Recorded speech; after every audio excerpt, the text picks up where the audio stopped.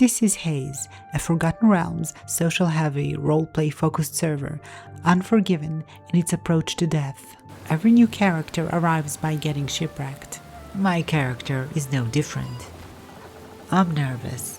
I have deep ties to this server. I was the admin here 4 years ago. I co-built it, wrote in the lore, led its creation and launch events, but left the project shortly after launch after disagreements with the staff. I was angry and spiteful for a long time. Now though, I no longer feel any of that. In fact, for the first time in years, I was about to meet other characters and roleplay. I have butterflies in my stomach, I'm sweating, and my fingers are tingling with the excitement of a newbie that just discovered their dream server. Hope I remember how to roleplay. I tried playing here before, even interacted with others, but it didn't feel right. This is a character I played only a few weeks after leaving. The wounds were still fresh. I just couldn't do it. I was still angry. A year later, after many of the wounds healed, I asked to be an observer DM, a fly on the wall. They let me, but it was hard to keep up with the context as an observer. I couldn't make sense of it and couldn't really find a story to lean into. I realized then the only way to truly capture what Haze is to do it from the perspective of a player. 2 years later was another attempt, but I couldn't even bring myself to walk into the town, the main hub where all the player characters were. Something wasn't right. Maybe the character wasn't right. Maybe I just needed more time. Whatever it was, I wasn't feeling entranced. That feeling that you become one with your character and all of it feels real. Everything around feels real. I wasn't there, so I logged out. I came back on October 2025. This time, it felt right. I created Kethria, a warrior, military, and my quintessential character, one that I knew I would definitely enjoy playing.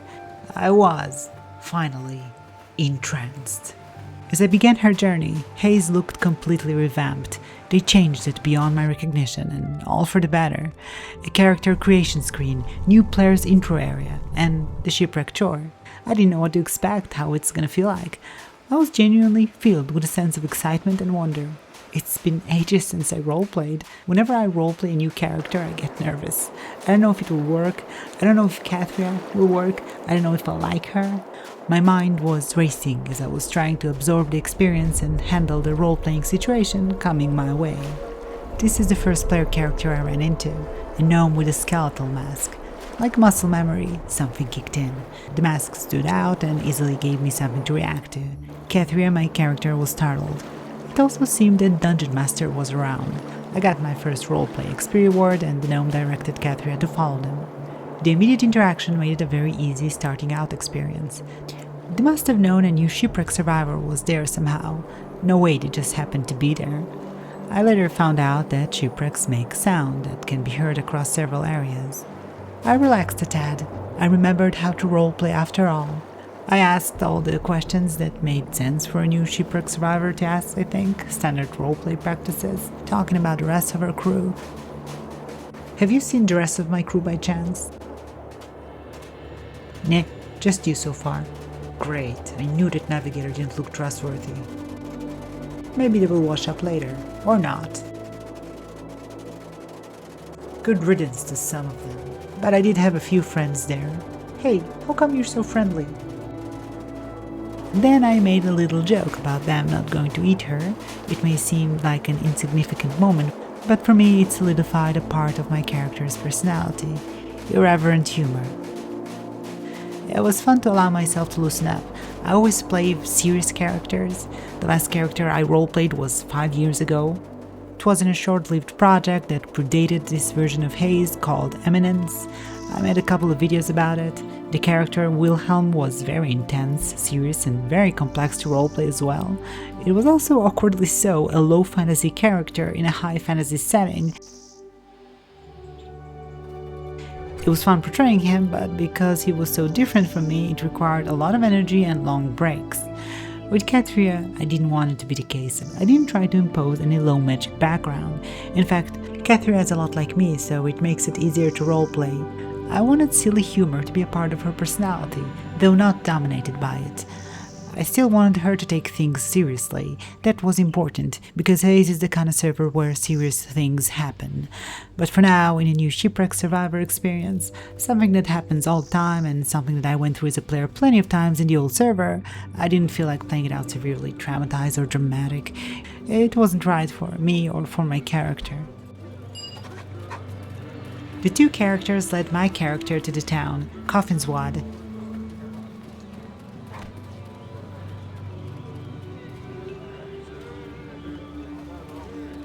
It was so interesting to look at the town and what they did with it. I was obsessively trying to see what's different. Definitely lots of changes, but it's still the same old Coffinswode. The inside of the keep was different, and I liked the new design better.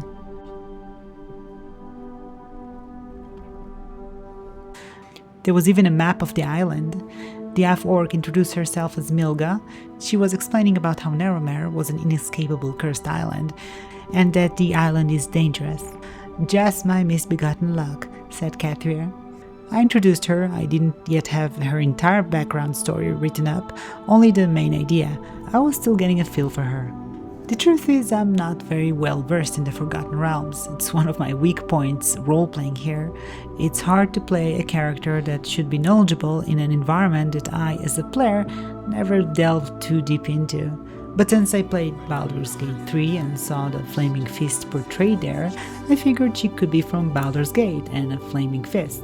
It just simplifies things for me since I can draw inspiration from what I saw in the game.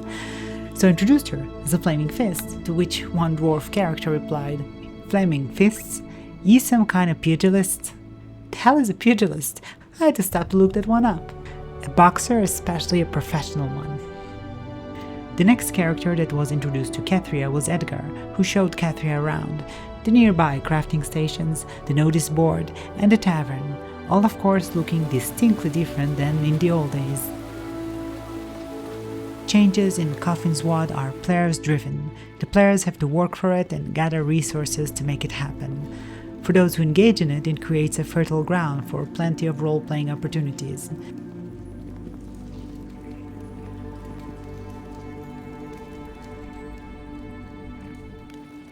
Edgar defined himself as a local putterer.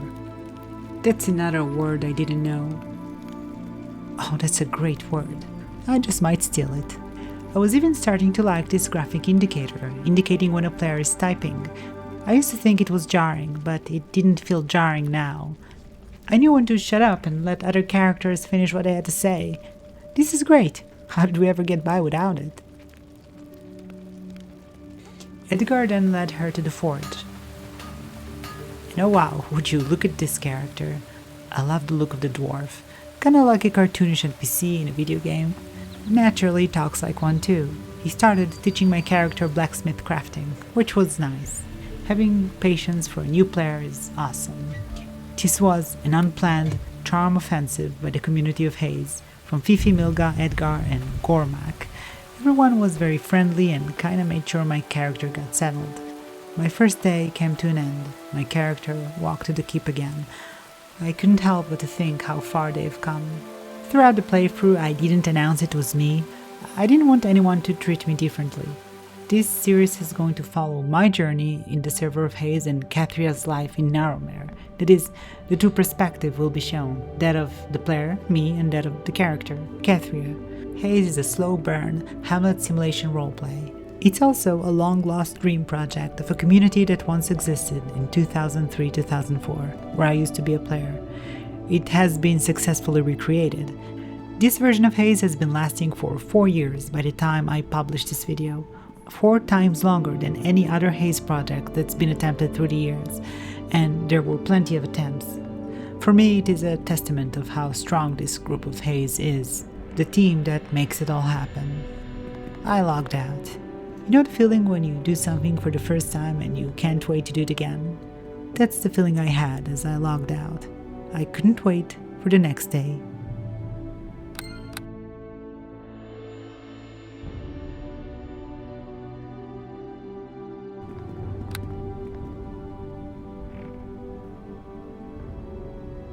I was excited ahead of my second role-playing session, nervous even. What sort of characters will I run into? What sort of politics do they have here? And what sort of dungeon master presence may loom around? Not knowing all of this was the fun part. Since I saw this character yesterday offering bread, I figured there is a good hook to start a conversation with. "I've seen you yesterday. You were giving away bread, weren't you?" The wild-eyed woman said, "Ah, new arrival. Welcome, and sympathies." He takes a moment, canting his head in thought. "Ah, yes, I recall now, you were being seen around the town. I am Earthtender Ramji. Well met, I'm Kathria Denthrall." The other characters all introduced themselves, Ezrak and Kimber. I wrote it down so I won't forget their names. I didn't yet realize Haze had a naming system where I could have just done that. "Good to meet you. I'm getting a sense you've all been here for a while." "About a month now, myself," answered Ramji. "About 4-10 days for Ezrak too." He really tries to smile back, but it's not pretty, but good effort. Time on Haze advances at a rate of 27 real-world minutes for 1 in-game hour. It means those characters shipwrecked 2 weeks ago. Not that long ago, all things considered. Of course, that depends if they took the time conversion into consideration. "And you're already smoking from a pipe. Not bad." Ramji said there are many pipe smokers, and Ezrak left a pipe on the floor. "Who's that for?" asked Kathria. "The pipeless, it seems." "Well, seeing how I got nothing, at least now I got something." Kathria took it. It was a nice, easygoing start for my character. "Is good with shoot, Kathria? Has big crossbow if helpful." Ezrak, in his own broken way of speaking, typical for half-orcs, asked Kathria if she can use a crossbow. "Quality built. Not quite as quality as those in the homeland, but this is no rookie's work." As I wrote this emote, evaluates crossbow further, gently passing her finger on the wood, suddenly I noticed this visual effect. But it wasn't something the other characters saw. The text said, "You've been awarded with an experience token by Wild-Eyed Woman." Well, that's nice. Players can reward each other with experience tokens for roleplay. I kinda forgot about it. Pretty sure we had it back when we launched. I didn't quite know how to reward other players myself, either because they changed things or because my memory got wiped out. The bell rang. Kathria was startled. "What? What's that? Is it a call for arms?" "The bell tells others to gather for a journey," said the dwarf. Kimber added, "1 ring to gather people for venture, 2 for a meeting, 3 for an attack on the village, 4 for trial, and 5 for death." The bell system existed back at launch, but what each number of rings meant probably changed. It also used to be an exclusive use for the town leadership. Certain characters must have worked to change it. The bell is now in a different location, accessible to everyone. "You should consider help with the building project. Good coins to be made there," said Milga. "I'm surprised you're still using coins here. You don't seem that many," said Kathria. I didn't really know what to make of the importance of coins yet. I originally thought there is some sort of communism because it's a small town and that coins don't matter. Kathria went through the free stuff. I grabbed what else seemed useful and dressed up my character. Milga showed us how to help with building projects. First went Vanna, another new character. She'd grab a hammer and raise it, holding it high, driving it down, a whole 1 time. Yeah, that's all I feel like. It was my turn. This definitely changed since the olden days. Back then, things didn't have in-game progression bars, let alone with nice graphics. As the lead DM, I even once had people roleplay pretending to build stuff, and that was good enough. Nowadays, there is a building system integrated into the server. I was also introduced to the combat dummy, a way to grind an insignificant number of XP every now and again. The dummy I remembered. I'm pretty sure I put it there. Milga continued the tour, showing Kathria to a beach where many tombstones were. "That's a lot of tombstones," said Kathria. "The permadeath factor is why I'm playing here, why I so passionately ran with this project to begin with. It creates an atmosphere like nowhere else. I hope that as you watch Cathria's journey, I can show it to you, whether it's through the death of other characters around her, or through her own death. Vico, I remember him. Colonel as well. Those are characters that existed at launch, though the vast majority of the names I didn't know. But if they had a tombstone, they were probably significant enough to affect other player characters. Cathria read out loud some of the writings on the tombstones. Right, used to be a militia here, said Milga. Then the bell rang 4 times. We should go back. I heard 4 times the bell. I think it means calls to justice. So someone did something bad? Inside the keep was the dead body of a dwarf. This be a tragedy. Corpse of Gormar Colbrow. That's the dwarf that taught Cathria blacksmith crafting. It was the first death scene I experienced as Cathria. I was taking it all in. But they were talking about how Gormar wanted to die, that he sought his own death. According to the other dwarf, Gormar has committed suicide. They went down to put his body in the downstairs morgue. Back upstairs, while the grieving dwarf was still down there, Cathria started questioning his version of it, asking for an investigation and why is nobody questioning the dwarf who found the body? Where is the law and order of the town? Strangely, Cathria was even encouraged to do it herself, but as a new character, it didn't make a lot of sense for me. It was a small window to how things play out in the new Haze. At the end of the day, once power is completely handed down to the players from the NPC leadership, which was done during launch and as far as I could tell, was never reversed, it's left to the players and specifically their characters to make up the culture. Milga mentioned that there was a militia once, so cultures may shift, depending on the characters that are alive at that moment in time. Whether it's something Cathria would want to change or accept, I haven't decided. For now, it gave me some roleplay fuel, and the second day came to an end. The bell rang once, a call for a venture. I wanted to keep Cathria safe and focus on town-centric roleplay, which was always a big element of the Haze experience. That's why the following conversation made sense to me and my character, but not to everyone else. Fifi, is it? Yeah, Cathria, in case we weren't properly introduced. The venture, what's it for? Big spiders. Spiders of all things? Yeah, well, they'd be a problem. What are you going to do with those big spiders? Kill them, duh. Smash, crush. Why? Because big spiders. Well, there seems to be a risk of dying or injury, I would assume, depending on the size of them spiders. Why risk such a venture? This be odd questioning, ma'am. Am I under arrest or something? I really don't understand that question. I'm just asking why we're going to kill spiders that seem of no threat to us.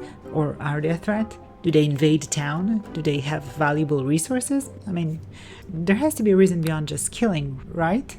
They're looking for loot, clarified Milga. Sometimes I just want to kill stuff, said the dwarf. What sort of loot? Whatever people they bring back.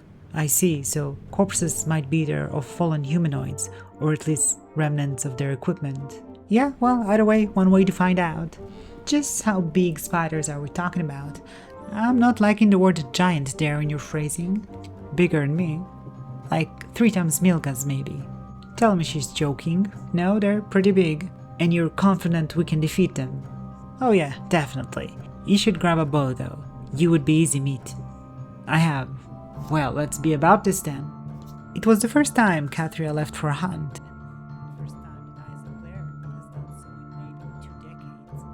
The rest of it played out like a typical dungeon crawl. My character wasn't good enough to be fronting, but even staying and shooting was kind of fun. It was another facet of Haze, the element of the hunt or PvE threats that are always there to keep things exciting. And at the same time, it's terrifying because death is the end here. You do get the most experience points out of doing higher risk activities. I never really designed any dungeon crawls or anything like that. My focus back when working on Haze was storytelling, so this was completely new to me and I'm not used to hack and slash, but when in Rome, do as the Romans do. Getting to see just how much the server progressed was awe-inspiring. The bulletin board has gotten an update too, looking like something straight out of The Witcher 3. Back in the old days, it looked more like this. There was a message there about the passing of Gormar, and later, led by Milga, Cathria saw his tombstone. I know one thing for certain: showing Haze in only a few days' experience doesn't do it justice. It gets a whole lot better, and I want Cathria to stay alive for a long while, so I'll get to experience it and show it. To experience Haze to the fullest, I would have to risk Cathria's life. That's an added element. I don't have a plot armor. Nobody knows that I have this ulterior motive in recording and showing how fun Haze can be. So the more she survives, the more I have a story to tell. This is the first video, and there will be more to come in Cathria's journey. Thanks for watching, and till next time.